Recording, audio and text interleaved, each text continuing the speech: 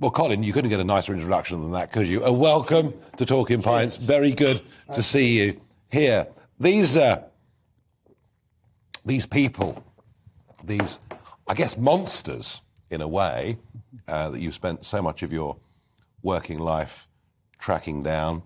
How do you try and put yourself in their mind, or is that impossible with people like this? I think you do, to a degree. I think, I always say detective work's about people. It's about understanding people. And so it's about understanding how people think, react, what will they likely have done in that situation.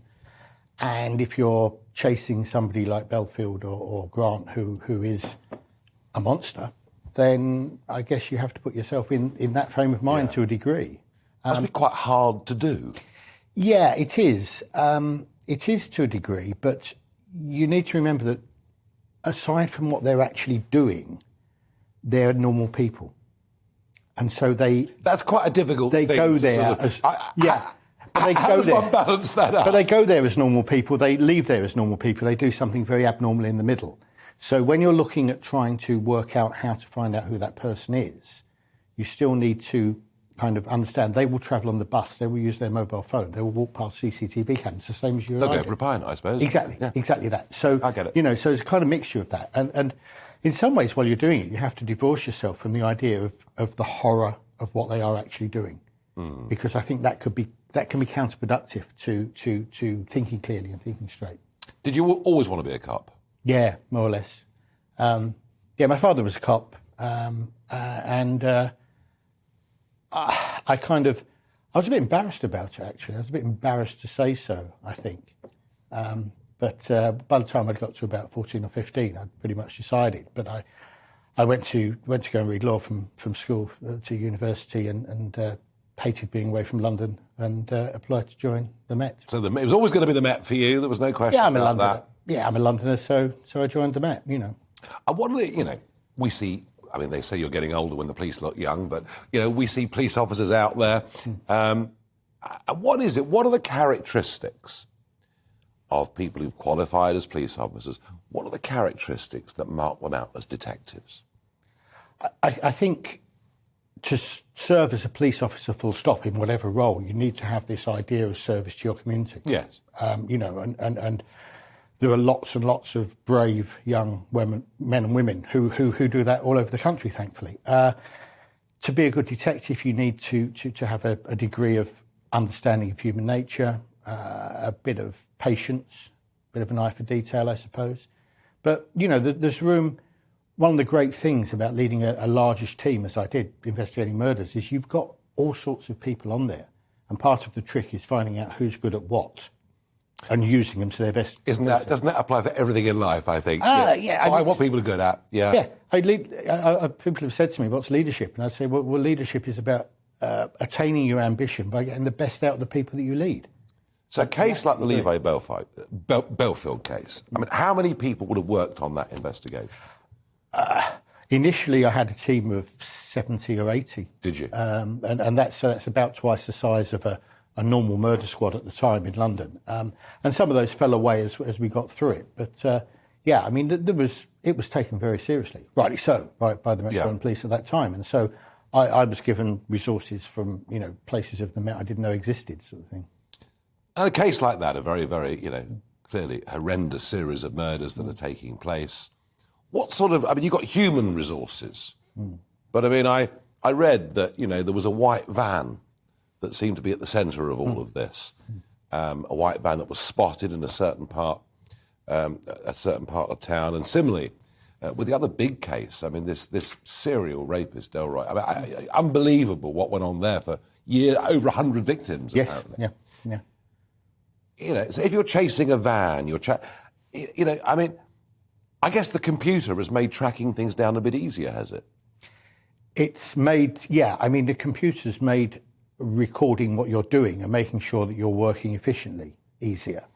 The big thing that's helped in recent years has been CCTV, has been everybody's obsession with their mobile phone and therefore leaving a trail of wherever they are, and that's very much at the basis of most serious investigations now. And of course, we've had DNA in the last sort of 30 years or just under that, gives and takes. It's great for proving things, but if you've got DNA with no name on the end of it, like they had in the Night Stalker case, I think it can be a hindrance. And I think there's been a degree of seduction of police and detectives with DNA, which has led to a bit of de-skilling, really. If there's no DNA, then do they know what to do now? You see, I'm struck, Colin, by something. You talk about DNA and the huge advances that can, in the right circumstances, give. I think I'm right in saying that we are, certainly in the European time zone, we are the most surveilled, we are the most photographed, whether it's walking down the street or driving on a so-called smart motorway, which appears to be you being photographed constantly. We're not any safer, are we? I think we are to a degree. I mean, really? Yeah, I'm firmly in the camp that if you've done nothing wrong, there's nothing to be frightened of these things about. One, but I think that it enables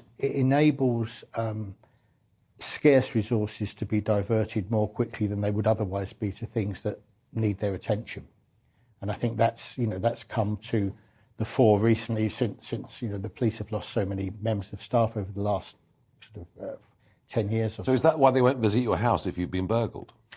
I think they won't visit your house because they've been burgled, because they're spread so thinly. And if look, policing takes place within the whole community, and it's not just policing that's been hit with lack of funding and lack of resourcing. The best thing you could do to make policing proper policing, as some people might see it, would be to put more money into mental health services.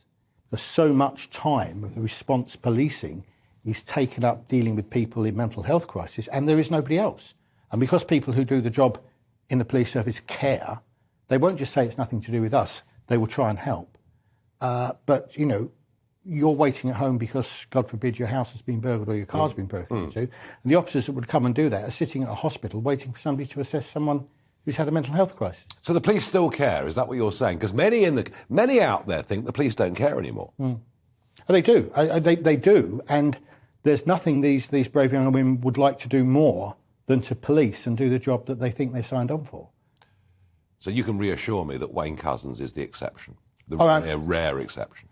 Yeah, he's a very rare exception. And yet, following that, with what we saw on Clapham Common and some of the narrative in certain parts of the press, it was almost being put. We've also had WhatsApp conversations going on at Charing Cross and other stations, which were extreme laddishness is one way you can put it. No, they were worse than that. Yeah, fine. Yeah. But isn't there? I mean, when you're working in a job that's dangerous, in a job that at times you must go home and think, this is so horrible what I'm doing. Yeah. Is it not possible that people display black humour of the most extraordinary kind in the way that soldiers perhaps do sometimes? I'm not excusing it, but I'm saying that all of these things have given an image. No, you're right about black humour. There is a vast difference between black humour and what Wayne Couzens was up to, what the officers at Charing Cross were up to on their WhatsApp group, and every single decent police officer, and there are thousands of them, pays the price for people like that who do things that are unacceptable. And there's no doubt they're unacceptable. And, we're seeing now in the news reports more and more police officers who have been caught doing misogynistic sexual assaults. It's virtually a daily thing. What I will say about that is we know they're there. The fact that it's getting into the newspaper shows that there is a will to tackle it and make sure that they are booted out. OK, no, that's a fair point. No, that is a fair point. Would you join the police force today, Colin? In a heartbeat. Would you? Yes. You really would? So you've loved your career? Oh, absolutely. There are too many people in this world that have to spend 30 or 40 years doing a job they don't like. Yeah. And I got up virtually every day for 30 years looking forward to going to work. So what made you good at it? I was lucky.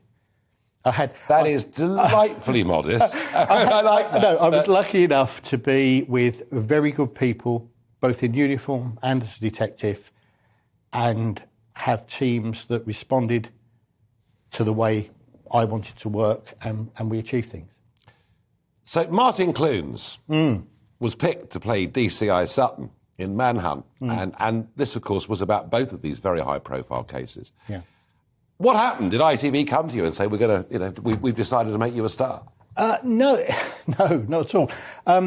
I was doing some work for there's a screenwriter who's a wonderfully gifted chap called Ed Whitmore, and Ed was writing something else that never got made in the end, but he came to me through a friend of a friend to help him make that authentic.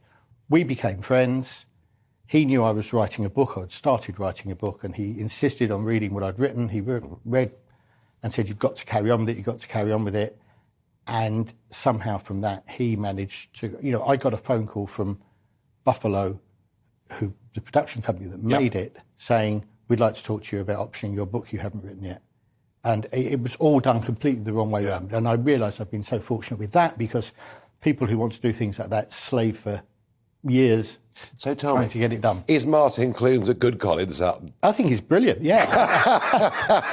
In fact, I think he's even better in the second season, because he was a bit more light-hearted, and I'm actually quite a light-hearted chap, I think. But yeah, he was superb. What really struck me was the skill that he had. He spent, I don't know, 4 or 5, maximum of 8 hours with me before he went in and did that. Mm-hmm. And I've got my family saying, oh, he's got the way you speak, he's got your mannerisms, he's got, So that's skill. That's a talented actor. So, he really is. DCI Sutton, you've been immortalised. Well, yeah. You've left your mark on the world. That must feel quite good. Yeah, there's a phrase in the police saying we did some good, and I'm happy that we did some good. I think you did. Thank you for joining me on Talking Pints. Been a pleasure. Thank you. Cheers.